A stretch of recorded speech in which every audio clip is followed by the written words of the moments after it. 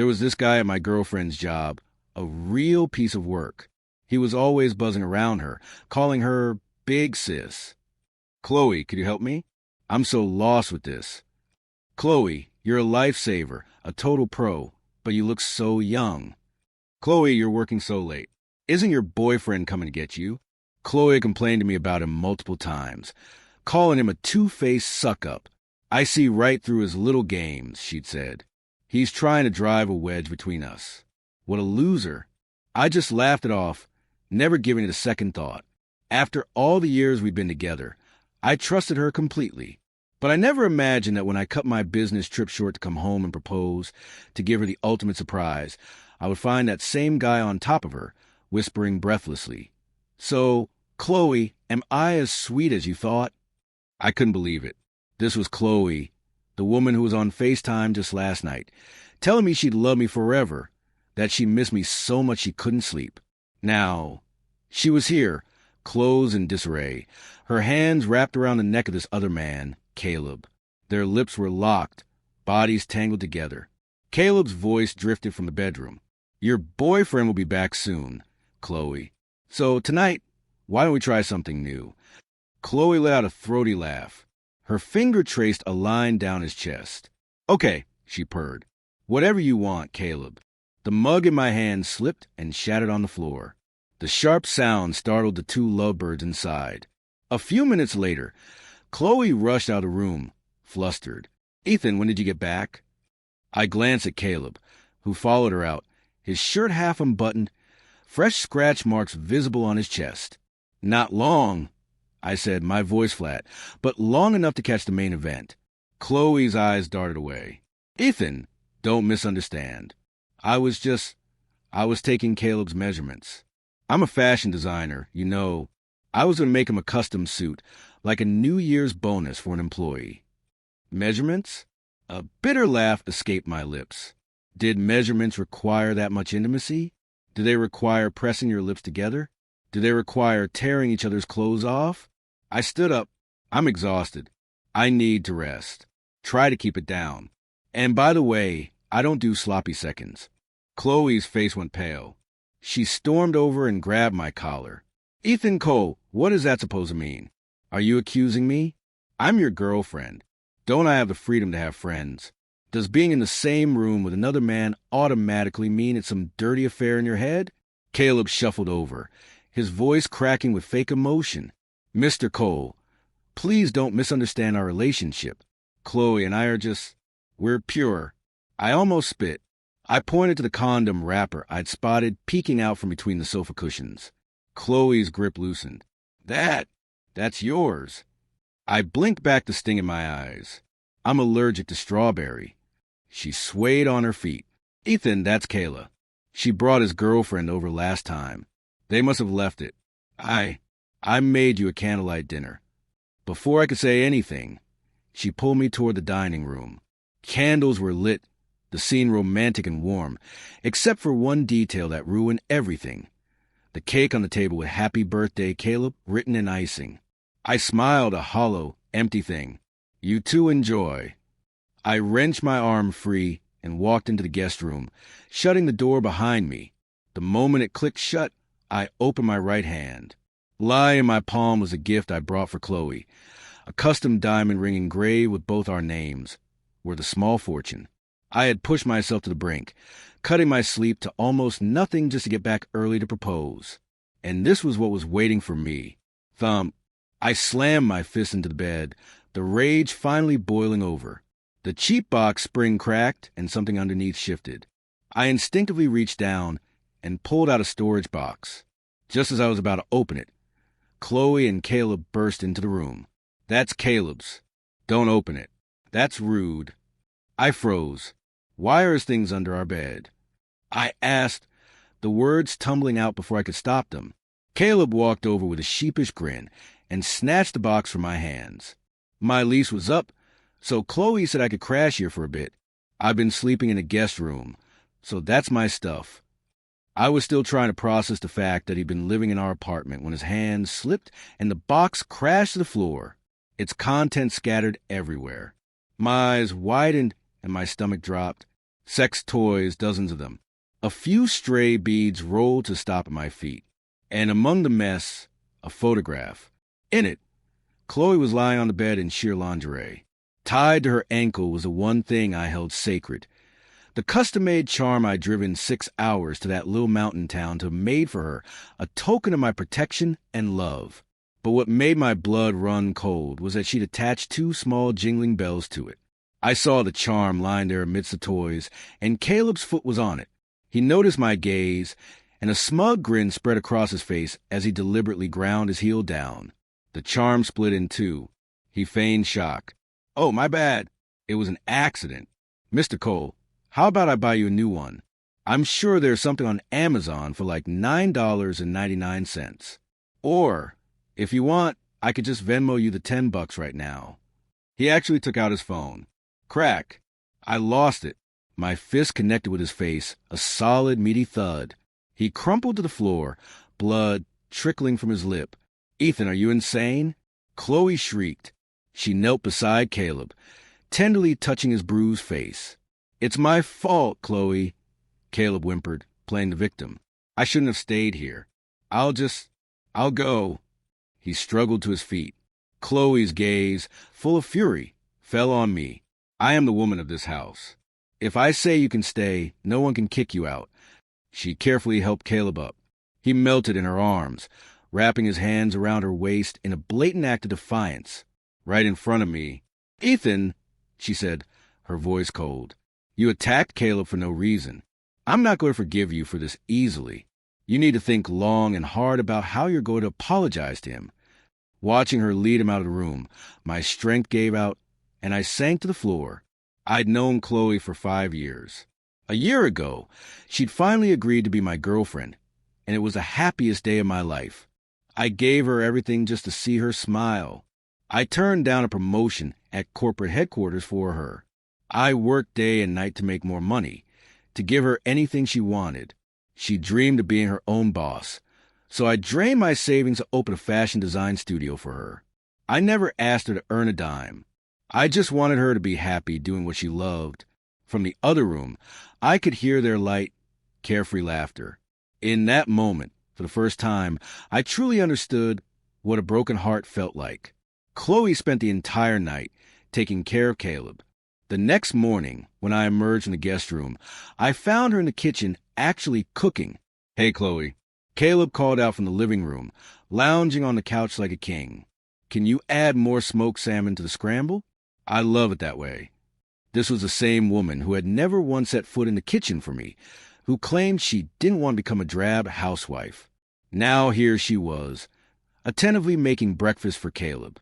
Her movements were clumsy, and she yelled as hot oil spattered, a picture of domestic chaos.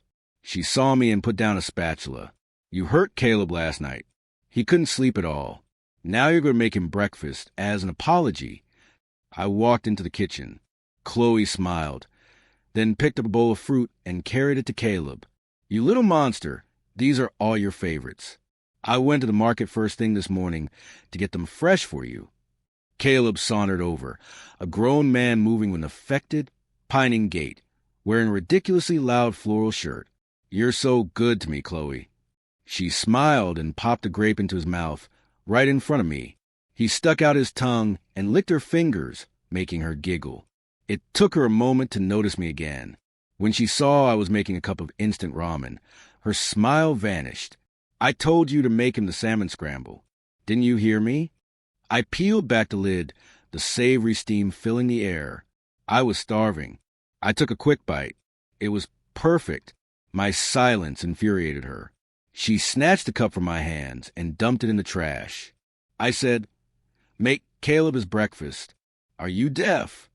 I looked down. Are his hands broken? Does he need me to serve him? I'm not in the habit of waiting on people. I took a step closer. "Since you're so concerned about him, so worried he'll miss a meal, have you ever thought about making it official? Keeping him around as your little assistant just doesn't seem right." Chloe froze, then her face contorted. "Ethan, what are you trying to say?" I smiled. "We're done. I'll even wish you two the best." She looked stunned. It was only when I turned to leave that she panicked and grabbed my hand. Ethan, are you still mad about me and Caleb? I told you I only see him as a little brother. I pulled my hand away as I did. My eyes caught a faint purplish mark on her neck. She instinctively covered it with her hand. It was a mosquito. It bit me last night. I glanced over at Caleb. Must have been a big one. And it bit you, but left your little assistant alone. Smart mosquito. Chloe heard the sarcasm in my voice, and her expression flickered. How long are you going to keep this up? Our wedding isn't a month away. If you break up with me now, what does that leave me? A small, humorless smile touched my lips. You can always find a new groom. Your parents can still collect the wedding gifts. As I said it, I couldn't help but picture the greedy faces of her parents. Their demands had been staggering. $1 million for their retirement, a downtown condo worth at least $2 million. 10 grand for every single cousin, another 50 grand to set up a brother in some business venture, plus another 300,000 in miscellaneous costs. They'd been clear that none of the money was for Chloe. It was for her brother's future wedding, and I had agreed to all of it. For one reason, I love Chloe, and I was willing to do anything for her. But now, whatever love I had felt vanished the moment I found out she betrayed me. Perhaps realizing I was serious, Chloe dropped a defiant act. She stood on her toes, her voice turning soft and cajoling, and planted a kiss on my cheek. Honey, if you don't like Caleb, we could just leave him here. Let's move into the new house today. I can check out the renovations. If there's anything I don't like, we'll still have a month to fix it. I pulled a tissue from my pocket and deliberately wiped the spot she had kissed. Chloe's face fell. Ethan Cole, don't push it. I've been trying to make up with you. If you keep acting like this, I'll never forgive you. I tossed the tissue into the trash. Whatever. I walked out of the room and immediately called a junk removal service. 10 minutes later, the crew arrived. Throw everything out. I told them all of it. When the workers started hauling Caleb's clothes out of the guest room, he panicked. Chloe was seething. Ethan, you've gone too far. I ignored her, directing the workers to clear out every room, including Chloe's designer clothes and handbags. She scrambled to gather her precious belongings in her arms. But when I picked up the $19.99 watch she'd given me for my birthday, a gift I had once treasured like a crown jewel, and tossed into a trash bag, she finally broke. I gave that to you, she cried. I nodded. I don't want you anymore, I said coldly. Why would I want your worthless junk? The crew was efficient. In less than an hour, all of Chloe and Caleb's possessions were piled by the door. Just as I was about to kick them out, Chloe rushed in front of me, her hands protectively on her stomach. I'm pregnant, she declared, and the baby is yours. Her announcement caught me completely off guard. She smiled, pulling out a pregnancy test report from her purse. I was going to surprise you, but you just kept misunderstanding things with Caleb. I looked at the report. 8 weeks pregnant. Caleb had started at her studio a month ago. By my calculation, they'd been together at most for a month. Could the baby really be mine? Chloe threw her arms around me, biting her lip pitifully. You kept accusing me. Honey, it hurts so much. I'm going to have to punish you by making you give me your bank card for safekeeping. While I stood there in silence, she'd already taken a card from my wallet. You can have a card, I said, my voice hardening as I looked at Caleb. But he gets out now. Chloe hesitated, then started swaying my arm back and forth. Honey, I'm pregnant, and my appetite is all over the place. Caleb's a really good cook. Why don't we let him stay as my personal chef? That way, the baby will get all the nutrients it needs. I let out a cold laugh and shoved Caleb toward the door. Get out. He looked at Chloe with wide, pleading eyes. Chloe, I have nowhere to go. Are you really going to let me be homeless? The undisguised pity in her eyes was all I needed to see. Can't he just stay? It's not like we can't afford to feed one more person. You can also choose to leave with him, I said calmly. Chloe made her choice quickly. Fine, honey. I'll listen to you. You can go. She thought she was being subtle, but I clearly saw her slip my bank card into Caleb's hand as she whispered, Use it for whatever you need. Take care of yourself.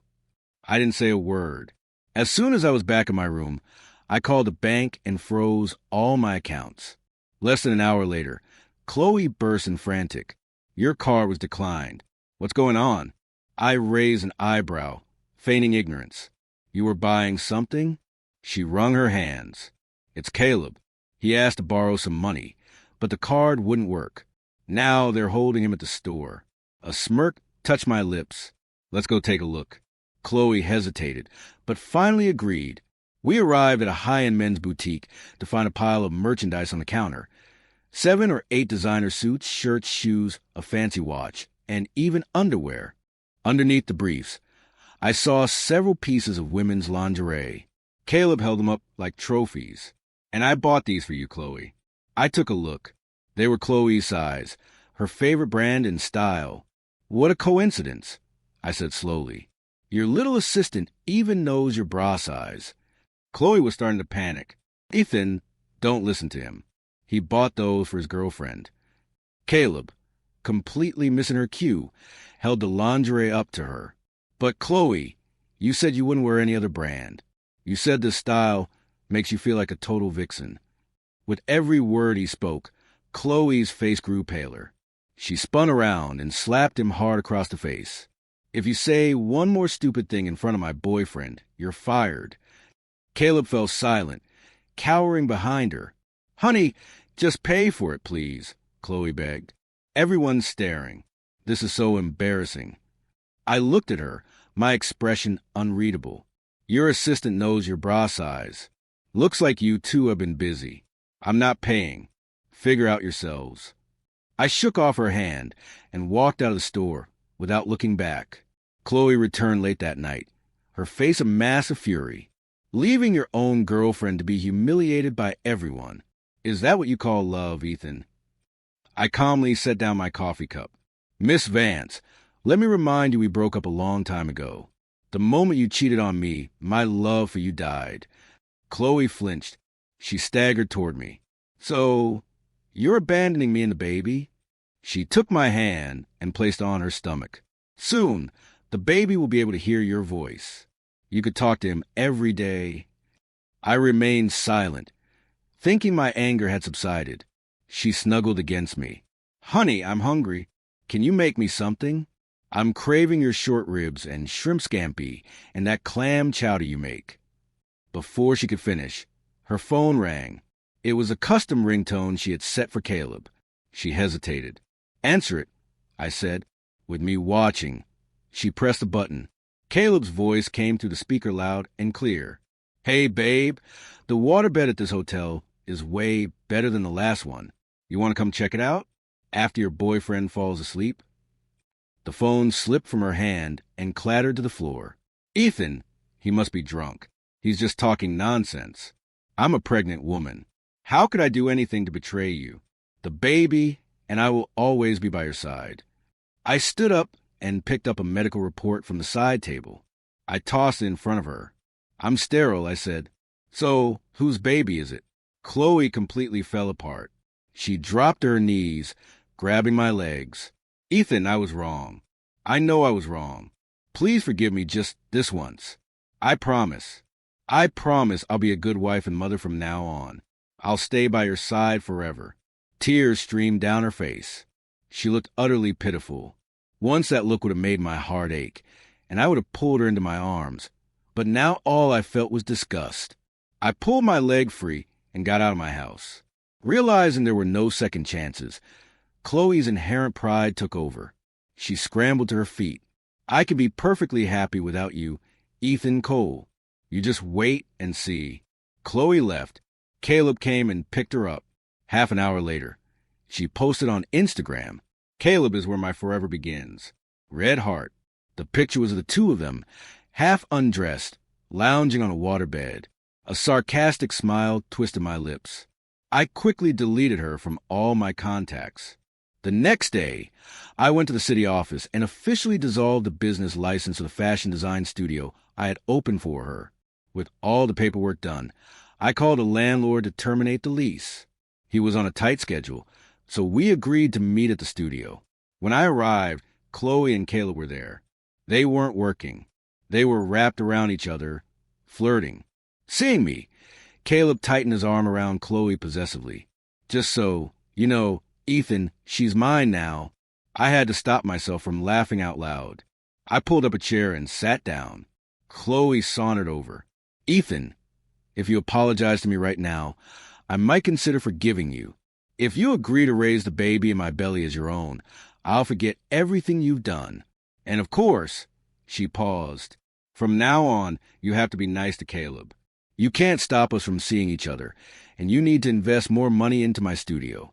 I want to expand. Also, unfreeze your bank cards. I need full access to them. Your behavior lately has really upset me. She took a deep breath. On top of the original $1 million you promised my parents, you'll need to add another $100,000 as an apology. Hearing her shameless demands, I almost burst out laughing. I don't make a habit of recycling trash. Chloe's face hardened. Ethan, if you keep being so stubborn, I'm done with you for good. Just then, the landlord walked in. I immediately told him I was terminating the lease.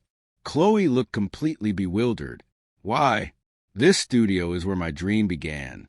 I shot her a look. Look, I'm the one who leased the space, so I have the right to terminate it. Haven't you found yourself a new sponsor? Let him build your dream for you. The landlord and I quickly signed the termination papers. Seeing that I was serious, Chloe started to panic. Ethan, if you close the studio, what am I supposed to do? I pointed to Caleb, who was standing beside her, looking like this had nothing to do with him. Not my problem. Chloe's expression turned dark. You're trying to destroy me. Aren't you afraid something will happen to me? I laughed. What does your life have to do with me? With that, I turned and left. As I got into my car, I heard the landlord's voice. Miss Vance, you have 3 days to clear out your belongings. The new tenant moves in after that. I smiled and started the car. She deserved it. The landlord was not a patient man. Chloe, ignoring his warning, didn't move her things. So, the landlord had his crew dump everything, hers and Caleb's, out on the sidewalk. The new tenant was some tough guy, and when Chloe stood on the curb screaming at him, he slapped her twice. That shut her up. Caleb just cowered behind her. A few days later, perhaps finally realizing my value, Chloe showed up at my office. I refused to see her and had security escort her out. To my surprise, she camped outside the building for days, not wanting my personal life to affect my work. I finally went down to see her after I finished my projects. The evening air was chilly, and I instinctively pulled my coat tighter.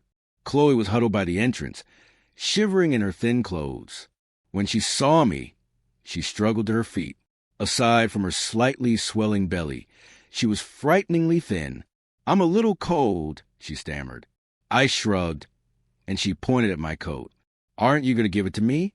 You always used to be so scared of me getting sick.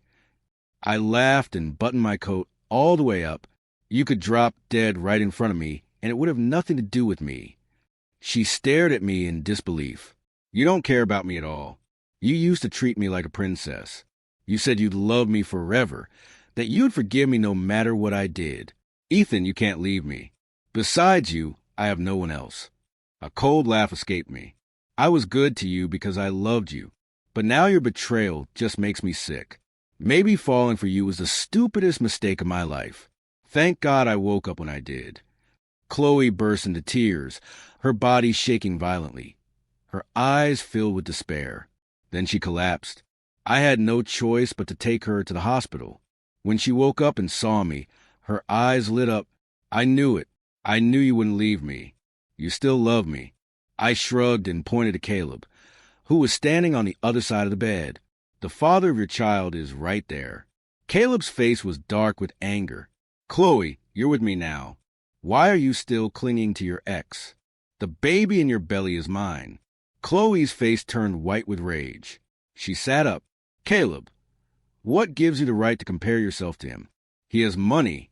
He owns property. What do you have besides being good for one thing in bed? You're completely useless. You can't even afford my prenatal checkups.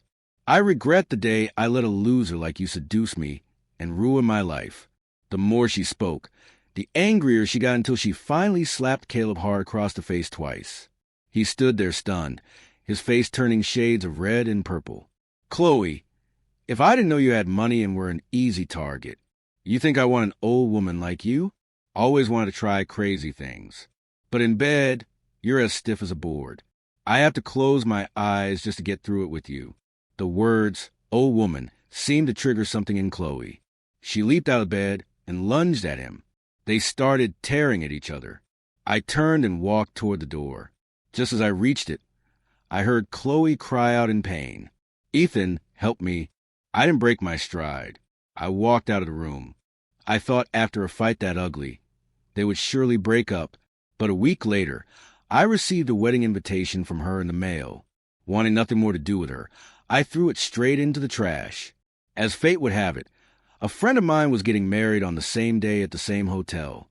My friend's wedding was in the grand ballroom on the second floor. Chloe and Caleb's was in a shabby conference room on the first floor. It looked nothing like the wedding we had once planned. There were no flowers, just a few cheap streamers taped to pillars. Chloe was wearing a dated-looking red dress. It didn't fit right, and she kept tugging at the straps to keep it from falling down. A colleague who was with me nudged my arm. I heard his family looks down on her. They refuse to pay for a proper dress or a nice wedding. And because she's pregnant, they didn't give her family a dime. Her life is going to be hell. I just smiled faintly. Chloe saw me and immediately ran over, her ill-fitting shoes threatening to fly off with every step.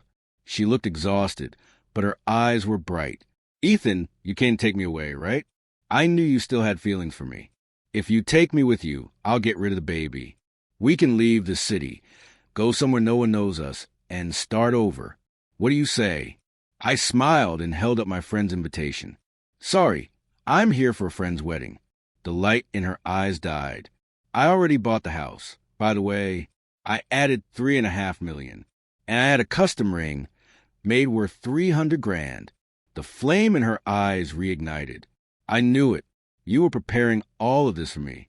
Ethan, I love you so much. I smirked. Sorry, that's all for my wife. And you? You don't qualify. Chloe staggered back. Just as she reached for me, a woman stormed over. Her voice was sharp. Chloe, you're married to my son now. If I catch you messing around again, I'll teach you a lesson myself. And another thing, you're the old cow who roped my young son. So you better listen to me. After this wedding, we're getting a job. You can't expect my son to support you. The woman grabbed Chloe's arm and dragged her away. She wasn't gentle. Chloe winced in pain, looking back at me with pleading eyes. I ignored her and headed upstairs. A stranger's fate was none of my business. A year later, I returned from a trip with my new girlfriend. Sophia was from Europe, gentle and kind. We hadn't known each other long, but our connection was deep and sweet. She adored me, and to our friends, we were the perfect couple. She loved being around people. So, when we got back, I took her to a welcome home dinner my friends were throwing for me, having lived abroad her whole life. Sophia was fascinated by everything. As she was studying the menu, a friend leaned over and whispered, "Hey, I just found out Chloe works at this restaurant." I froze. I hadn't heard that name in a year. If you don't want to see her, we can go somewhere else. Just then, a waitress came to our table. Sophia, ever enthusiastic, pointed to several dishes on the menu. In her charming accented English, she said, "I want these and a Coke with ice." I glanced at the menu. "The food is fine," I said with a smile, "but no cold drink." Sophia pouted. "Why not?" she whined, tugging at my arm. I tapped her rosy cheek. "It's that time of the month. No cold drinks for you." Then I turned to the waitress. "Could you please bring a hot tea instead with some honey and lemon if possible? My girlfriend likes it sweet." The hand holding the ordering tablet trembled. I instinctively looked up. Our eyes met. She looked mortified. "Ethan, I never would have expected to run into Chloe so soon. If she hadn't said my name, I wouldn't have recognized the woman standing before me, who looked 10 years older than the vibrant person I once knew. Her hair was thin, her skin sallow, her eyes were dull, and the exposed skin on her arms was covered in faint yellowish bruises. It looked like she'd been beaten. Sophia tugged on my sleeve. Honey, you know her? I shook my head with a smile. No. The tablet slipped from Chloe's hand and clattered to the floor. As she turned to run away, I saw the tears streaming down her face. I felt nothing. Throughout the meal, I doted on Sophia, who ate with gusto. Midway through, she went to the restroom, and Chloe cornered her on the way back. I saw them talking, so I went to intervene. When I got there, I found Chloe blocking my path. Her voice was hoarse. Ethan, I'm so sorry. I regret everything. I finished drying my hands. Miss, could you please move? My girlfriend is waiting for me. Suddenly, Chloe threw her arms around me from behind. Ethan, take me with you, please. If you don't, Caleb is going to kill me one of these days. He says I don't earn enough. He kicked me out to go back to work just 10 days after I gave birth. His mother took my baby. Please help me get away from him. Please. I pried her off me.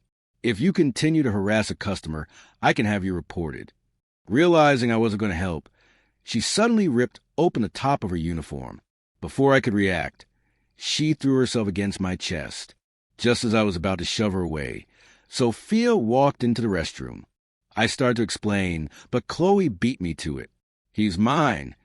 Sophia walked right up to her, pushed her away, and slapped her hard across the face. She wrapped her arm around mine possessively. It is my husband, she declared in her broken but fierce English. You, the woman who betrayed him, are not good enough to be near him. With that, Sophia pulled the suit jacket off my shoulders and threw it into a nearby trash can with a look of utter disgust. She touched it. It's dirty. I smiled, gave her a thumbs up, and kissed her on the lips. I'm all yours. The last glimmer of hope in Chloe's eyes died. She sank to the floor, sobbing. I led Sophia back to our table. We had just sat down when a man burst through the restaurant doors and charged toward Chloe as she stumbled out of the restroom. He grabbed a fistful of her hair and threw her to the ground. I looked closer and recognized him. Caleb. A year had not been kind to him. The handsome young man was gone, replaced by a slob with a beer gut and a vicious look in his eyes. Where's the money you got paid today? He snarled. Chloe didn't answer. Her eyes found mine across the room. Seeing my indifference, her tears began to fall again. Caleb started frantically patting down her pockets. Finding nothing, he lost his patience and began punching her in the face over and over. The people around us acted like this was normal. No one even reached for their phone. I sighed just as I was about to dial 911. Chloe suddenly shoved Caleb off her. He stumbled and fell. Before he could get up, Chloe snatched a wine bottle from a nearby table and smashed it over his head. Blood sprayed everywhere.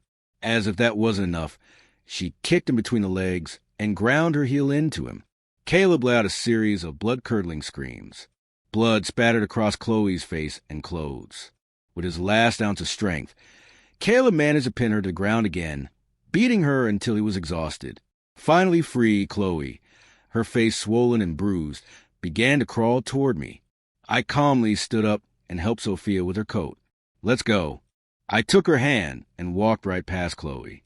Her outstretched hand fell limply to the floor. Tears streamed from the corners of her eyes. I really regret it, she choked out. I heard her words filled with guilt and despair. I smiled faintly. I don't. 2 weeks later, I heard what happened. Caleb had been taken to the hospital that day, but they couldn't stop the bleeding, and he died. Chloe was arrested and charged with murder. While in custody, she repeatedly begged Caleb's parents to let her see her child. Not only did they refuse, but they also showed her multiple videos of the baby being brutally beaten. Chloe had a complete breakdown. She killed herself in her cell that night. Hearing the news, I just smiled. I reached into my pocket and pulled out the ring. Dropping to one knee in front of Sophia, I asked, "Will you marry me